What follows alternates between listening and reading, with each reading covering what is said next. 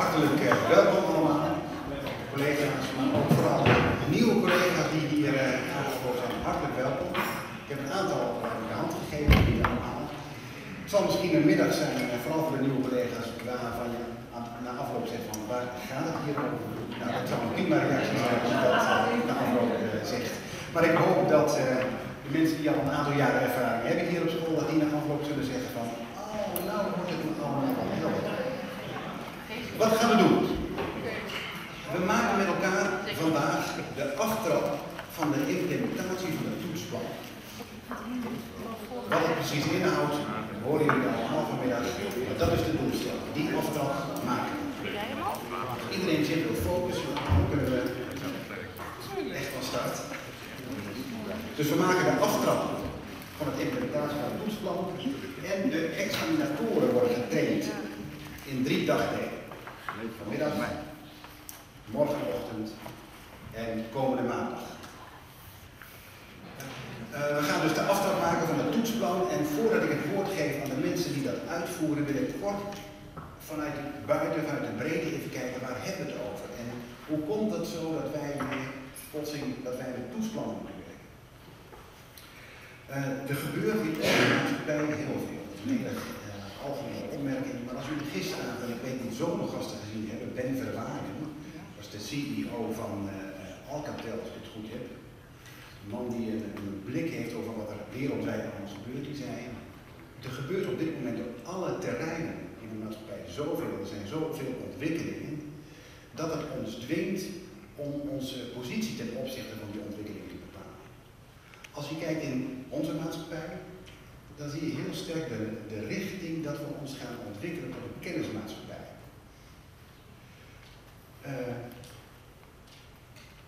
Dat heeft een wettelijke vertaling gekregen in de wet op het hoger onderwijs en het wetenschappelijk onderwijs, dat toetsen belangrijk worden, dat examencommissies belangrijk worden, dat examinatoren belangrijk worden, om met elkaar de kwaliteit van onderwijs te borgen.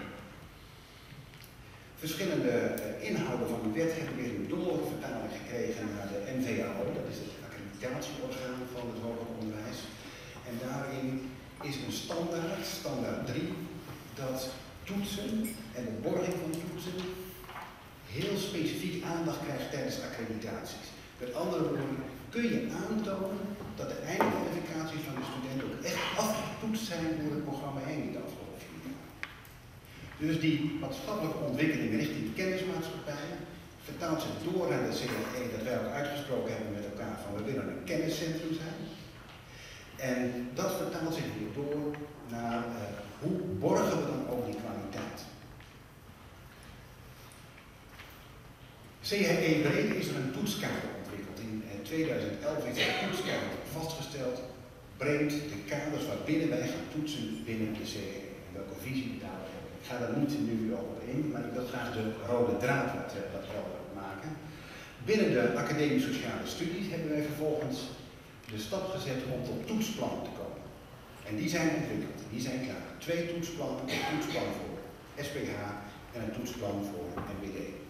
Wat het betekent, wordt allemaal verder helder deze middag, maar die toetsplannen zijn er. De volgende stap is dat je steeds meer naar die toets toe gaat. De tussenstap tussen een toetsplan en een toets is een toetsmatrijs. Elke toets heeft een matrijs, een soort format die de richting aangeeft waar die specifieke toets aan moet voldoen. Ook daarin krijgen jullie vanmiddag nader informatie over hoe dat eruit ziet. Als je die formats hebt per toets, kunnen docenten vervolgens de toetsen heel specifiek gaan bijstellen die er al zijn, of gaan maken indien dat nodig is. En dan hebben we dus de trits doorlopen van toetskader CHE breed, toetsplan op academieniveau, toetsmatrijzen en toetsen. Daar gaan we mee aan het werk dit jaar. En ter geruststelling, dit jaar is een ontwikkeljaar. Dus al die toetsen die we bijstellen, alle toetsmatrijzen die we gaan ontwikkelen, die hoeven niet gelijk volgende week al te werken.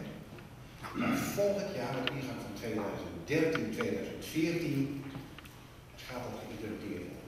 Dus dat geeft rust en ruimte om ook rustig te stoeien, te ontdekken, bij te stellen, feedback te krijgen, zodat het met ingang van volgend seizoen klaar staat.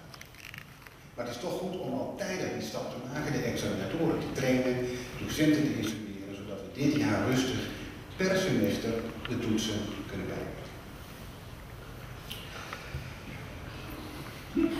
Goed. De trainingsdagen staan onder leiding van Christine Mark. Christine Mark is de medewerker van OMK. Zij zal zich strak verder voorstellen. Zij zit hier rechts voor aan. Ze zal nog niet bekend zijn bij iedereen. Ze zal zichzelf straks nader aan jullie voorstellen. Arie Hordijk namens de examencommissie, gedelegeerd aan de toetscommissie, is daar verantwoordelijk en Wilfred Volbingen is voorzitter van de curriculumcommissie. Hij is hier voor de toebereid en wat hij vandaag is het vooral informerend, instruerend. Van waar hebben we het eigenlijk over? Wat zijn nou goede toetsen? Wat is een toetspartij? Hoe ziet het toetskader eruit? Morgenochtend zijn alleen de examinatoren uitgenodigd, dus niet de docenten, alleen de examinatoren. En aan het eind van deze middag zullen we de naam nog even specifiek noemen, zodat er geen misverstand komt.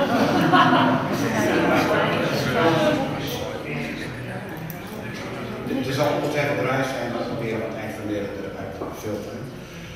Morgen gaan de examinatoren oefenen met het invullen van de toetsmatrice.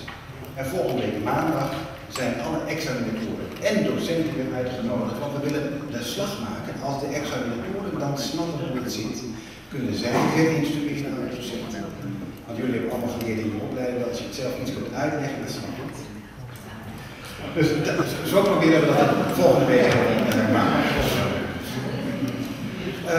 Het werkschema van het implementeren van het toetsplan, dat gaat dus het hele jaar duren. Elke keer werk je weer een toets bij. En we streven ernaar om halverwege het jaar, dus na semester 1, een soort werkconferentie met elkaar te organiseren, waarin we de resultaten van semester 1 bij elkaar kunnen harken en kijken van welke bijstellingen we nog doen voor alle toetsen uit semester 2. Ja. Nou, het streven is dus dat na afloop van semester 1 alle toetsen voor die semester bijgewerkt zijn, dat de toetsmatrizen zijn, dat de toetsen bijgesteld zijn. En dat we dus na semester 1 ook verder kunnen gaan met het tweede semester, zodat we het jaar daarop, 2013, dit kan kunnen invoeren. Nou, hoe gaan we het vanmiddag doen? Christina Mark neemt het zo over, gaat vertellen over het toetskader, maar ook over de examinatoren, wat hun taak is. Er komt uitleg bij het opgestelde toetsplan. Jullie hebben daar allemaal materiaal voor gekregen. Ongeveer 1:50 zal Arie het overnemen en legt uit wat een competentiematrix is voor SPH en IBD. Dan kunnen we wat vragen uitwisselen en beantwoorden. En dan 2:15 gaat er iets bijzonders gebeuren, dan maken we een scheiding tussen de examinatoren en de docenten. De docenten gaan alvast wat toetsen inventariseren. Ik ga er verder niet uitleggen wat precies de bedoeling is, maar na 3 uur gaan de docenten op hun werkplek een opdracht doen en de examinatoren hier blijven hier dan en worden verder geïnstrueerd. Aan het eind van de middag leveren de docenten die die opdracht krijgen de resultaten daarvan aan de examinator. Wordt allemaal uitgelicht. Dus dat is na 3 uur. Docenten van hun werkplek aan het werk en Arie en Christine gaan verder met de examinatoren hier.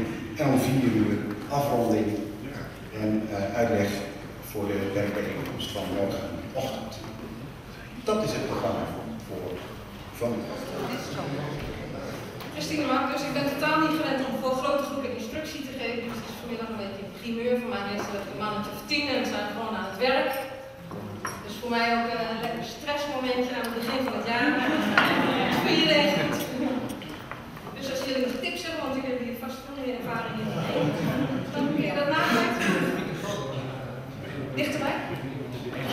Ja, het buiten niet scherm. Zo, duidelijk. Ja. Nou ja, wat er staat, van hebben jullie al nagedacht over het leven na de vakantie. Nou ja, je zult wel moeten als je hier naartoe gekomen bent, want het klinkt allemaal heel interessant. Maar een week geleden stond ik zelf ook nog op surfplank bij de Lac de Serponçon, dus wat dat betreft moet ik zelf ook nog wel even omschakelen. Het was ook wel heel erg lekker, het was dezelfde temperatuur. Even kijken.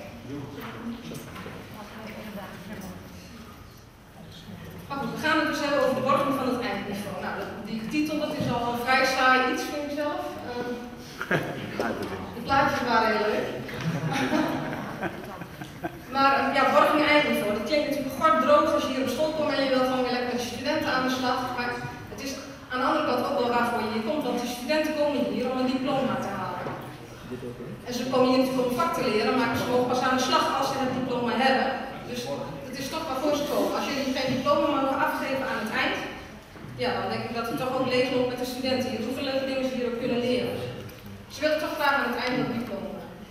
En dat is ook dus waar we nu goed naar moeten gaan kijken van hoe borg je het einddiploma. Dat de enige manier om een diploma te mogen afgeven is als je goedgekeurd wordt door de instanties die daarover gaan. Nou, dat betekent dat je je toetsing goed op orde moet hebben. Dat moet je kunnen laten zien. Ze komen op bezoek dit jaar bij MWD. Dan zijn ze aan de beurt, dat is eens in de zoveel jaar. Moet jij kunnen laten zien, jongens, kijk, we laten het zien. Deze toetsen hebben we allemaal. En met deze toetsen kunnen we garanderen, tussen aanhalingstekens, want niets is zwart-wit, dat de studenten het goede eindniveau hebben.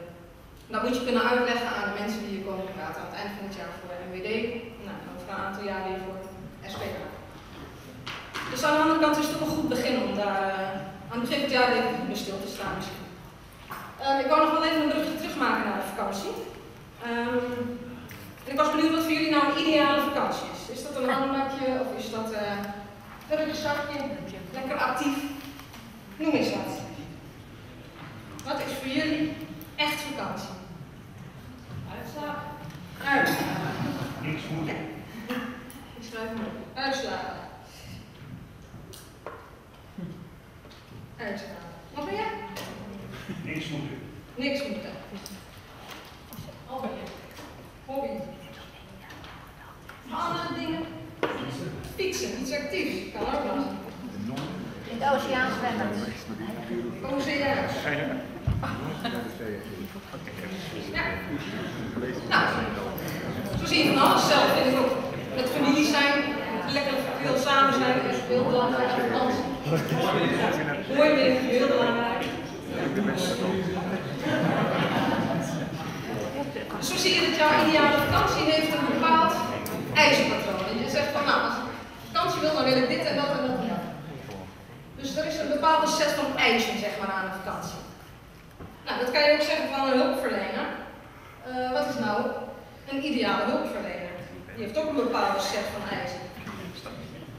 Ja. Maar we hoeven daar zelf niet meer over na te denken dat het een hele mooie sessie zou zijn.